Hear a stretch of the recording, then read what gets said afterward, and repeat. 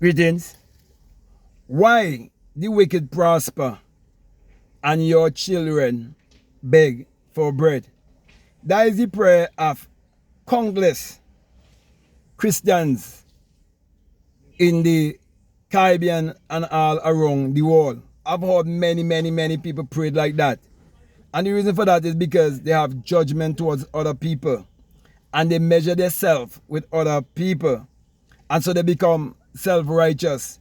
And they believe because they join themselves to a religious organization that they are better than other people. So they refer to them as wicked. But many times they never realize that the Bible says that I am God and there is no other. I'm the one who kill and I'm the one who make alive. I'm the one who wound and I'm the one who heal. You see, if you quote that for them, they'll tell you it's not in the Bible. And then if they find it, they're going to tell you that you're quoting out of context. But when you understand the law of polarity, which is the law of opposite, then you will realize that you can't have night without day. And that is why the very Bible that they're reading says in Isaiah, because the first one I quote, I am the one who kill and I'm the one who make alive. That's Deuteronomy 30-39. And then in Isaiah 45, verses 5-7, it says, I am God and there's no other. Same thing. And remember, you cannot say I am for someone else. You can never say I am and not referring to yourself. And the name of God is I am from generation to generation. And the universal question that everybody have to ask themselves at some point in their life is who am I? And when the answer comes, it must be I am. That I am. Which is to say, I am whatever I believe myself to be. For as a man thinketh in his heart, I subconscious mind, so is he. So everyone is actually naked, but they don't know it. So in Isaiah 45, verse 5-7, it says that I create the darkness and I create the light. I create good and I create evil. You see, most people do not know anything concerning the laws that governs all of humanity and the laws that governs the universe. That's why they do not know anything about the law of polarity. You see, I have a mind, and I can use my mind destructively. I can use it creatively. And your mind is a garden. So when they read about a man and a woman in the garden, they're reading about the masculine and feminine that is in each and every one of us. Because there is always a giving and a receiving. You see, when you look at the masculine and the feminine, one is a giver and one is a receiver. And it always brings forth a birth. Do you realize that you're bringing forth birth psychologically based on how you think? Do you realize when you read about Cain and Abel, it is talking about a destructive life. You're bringing forth a destructive life because you become impregnated. Psychologically, I'm speaking because of the thoughts that you embrace. So you bring forth a destructive life. I can bring forth a creative and blessed life. But many people read it and they are taking personification for persons. And they are taking allegory for history because they fail to understand the book psychologically. You see, everything is mental. Everything is psychological. Everything was first a thought, everything was first an idea, everything was first imagined. Challenge any Christian, any part of the world, or any preacher, and ask them to tell you of one thing that was done in the Bible, from the beginning to the end, that wasn't first a thought, or first an idea, or first imagined. And let them tell you that when they speak, that it isn't first a thought, or first an idea, or first imagined. So you see how many people have been trapped in mental slavery. You see how many people living their life and not knowing who they are. That is why they are praying and saying that the wicked are prospering and they are begging for bread, not knowing that they have a mentality of lack, mediocrity and scarcity, not knowing that they are responsible for their thoughts and their action. And their outer experience is based on what they are thinking. Because thoughts become things. You see, we become what we think about most of the time. So whatever you focus upon, it expands. That is why you have to learn to control your mind. You see, the prison is filled with so many men because they haven't learned about their mind and how their mind works. And then when these men have been incarcerated, preachers go there and preach to them and tell them they need to get saved. But what you need to do is get in control of your mind and take back your power that you've been giving away because you conform. So all these ignorant religious people who are saying that the wicked is prospering, they are the ones who are actually blocking their blessing. You see, because you're told that it's not by works. But they are justifying themselves based on works, based on the things they do. But I'm saying to you that all of us have this one power. There's one universal consciousness. But are you going to use the power to better yourself and uplift the rest of humanity? Or are you going to use the power to judge, condemn, and to live in guilt and shame?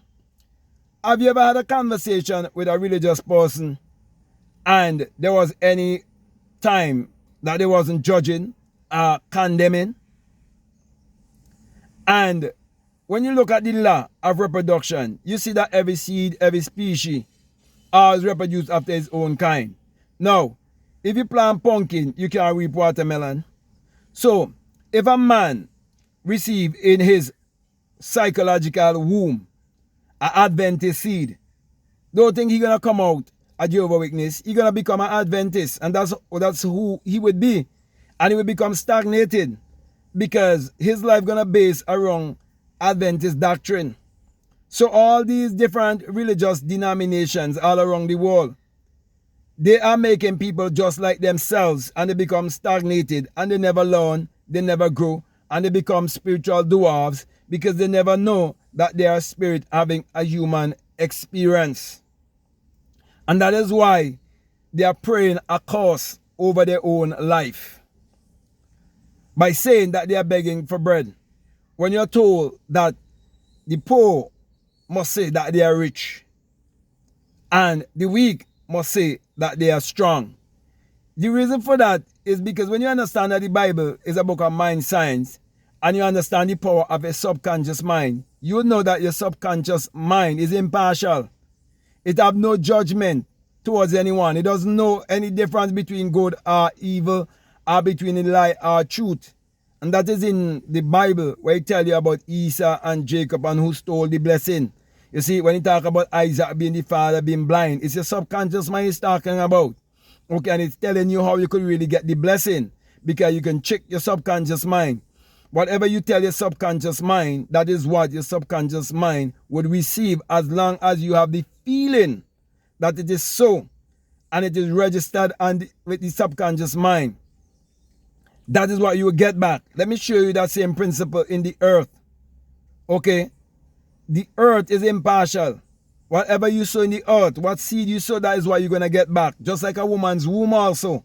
And we refer to the earth as Mother Earth. Okay, so a woman can bring forth a child for any kind of man, as long as the seed goes into that womb. Okay? And it is fertile, it's going to bring forth.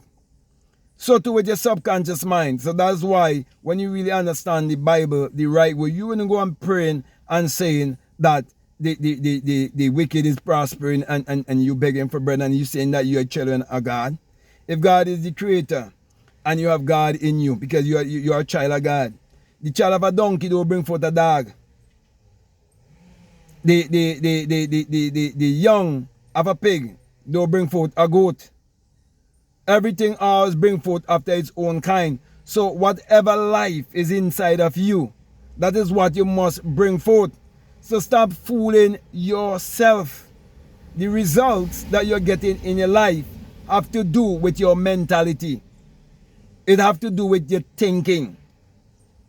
And so as I come to a close here, true prayer is desire and meditation.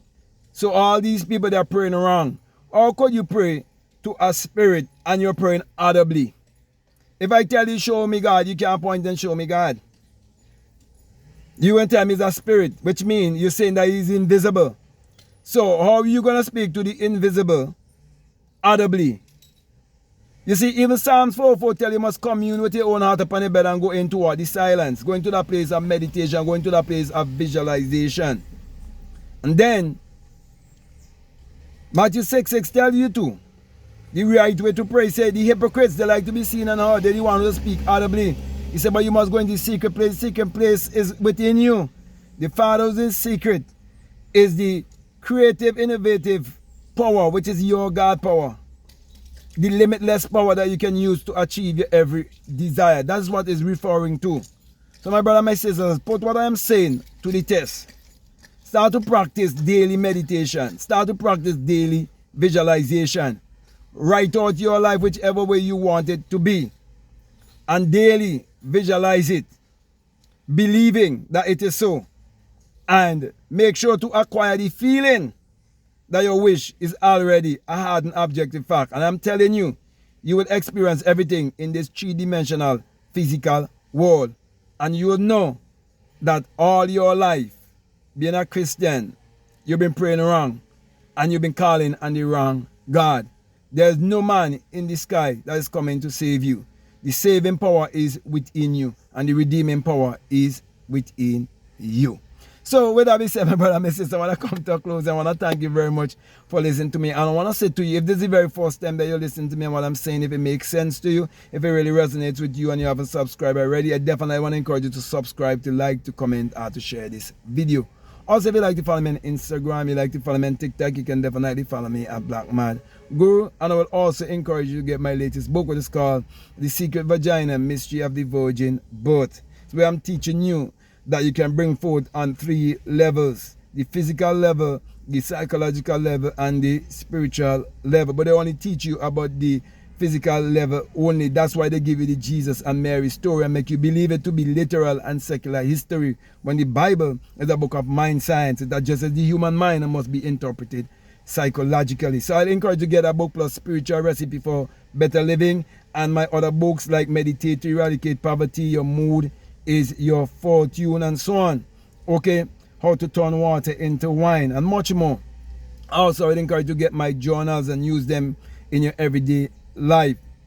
Also, if you'd like to become a part of my Patreon community, you're most welcome. However, for those who are donating $20 or more, you have access to a course that is called The Inner Sun Science and Technology to Create Your Reality Consciously. And along with that is a bonus course on self-concept. And with the Inner Sun, I'm teaching you that the Lord thy God is a sun, according to Psalms 84:11. The Lord thy God is a sun and a shield, and no good thing will he withhold from you. And the sun, as in the SUN, is the light of the world. And you're told in Malachi 4:2 that the Son of Righteousness shall arise in you with healing in his wings. So my whole philosophy is that the sun, as in the SUN, it parallels the human imagination. And the human imagination parallels the sun. For without the sun, there's no life and there's no light. And without the human imagination, there isn't anything made that was made. Everything that was made, it was false, a thought, it was false, an idea, it was false, imagine. And that secret is in St. John 1 and 3. But most people miss it because they fail to realize it is a personification that represents the human imagination. They think it is speaking about a man 2,000 years ago. So get all those kind of information to help you to build your faith in your higher self, your God self, which is your non-physical self. Because your non-physical self is what will give you all that you desire in this world. If you would only act, believe, and feel your wish to be true, then whatever you can see in the spiritual world, you can definitely hold it in this physical 3-dimensional world. So my last encouragement to you is to make sure that you check out all of the links that are down below and let your intuition lead you and guide you into what to do. So with that being said, I just want to say peace, love you all. I'm out.